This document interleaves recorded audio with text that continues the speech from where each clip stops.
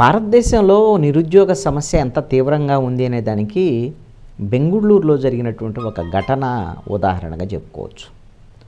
బెంగుళూరులో ఒక నిరుద్యోగి తనకు ఉద్యోగం పోయింది, కనీసము హాస్టల్లో ఉండి తినడానికి కావాల్సిన డబ్బులు లేవు, రోజువారీ తిండి తినాలంటే జైలుకి వెళ్తే బెస్ట్ అనేటువంటి దాని మీద కండక్టర్ను పొడిచాడు.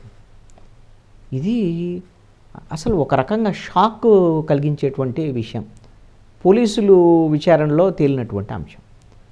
జార్ఖండ్కి చెందినటువంటి హరి అనేటువంటి ఒక 28 ఏళ్ల యువకుడు బెంగళూరులో ఉద్యోగం చేస్తున్నాడు. అతను ఉద్యోగం పోయింది అనుకునే పరిస్థితుల్లో.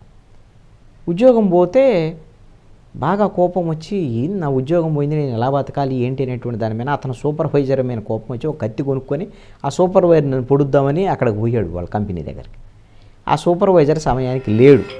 ఆ సమయానికి లేకపోతే ఏం జరిగింది అని అంటే బస్సు ఎక్కాడు. ఆర్టీసీ బెంగళూరులో బస్సు ఎక్కితే ఆ బస్సు ఎక్కిన నేపథ్యంలో నువ్వు ఆ ఫుట్బోర్డు మీద ఉండొద్దు, లోపలికి రా ఇదని కండక్టర్ ఏదో గట్టిగా అరిచాడు.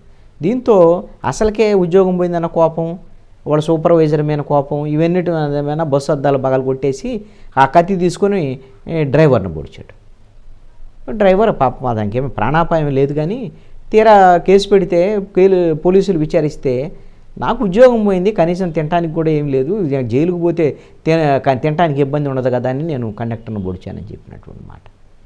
నిజంగా ఒక ఉద్యోగ సమస్య, లేకపోతే చదువుకున్నటువంటి అతను బీకామ్ చదువుకున్నాడు, బీకామ్ చదువుకొని ఉద్యోగం చేస్తున్నాడు. ఆ ఉద్యోగం పోయినటువంటి నేపథ్యంలో జరిగినటువంటి పరిణామం. ఇప్పుడు అందరూ ఉద్యోగులందరూ ఒకళ్ళు ఉద్యోగాలు పోతే ఉద్యోగం కోసం ఈ విధంగా జైళ్ళకు పోయి తినడం కోసం వాళ్ళ పడటం వీళ్ళ పడటం ఇది కరెక్ట్ కాదు, కరెక్ట్ అని ఎవరు చెప్పటంలే.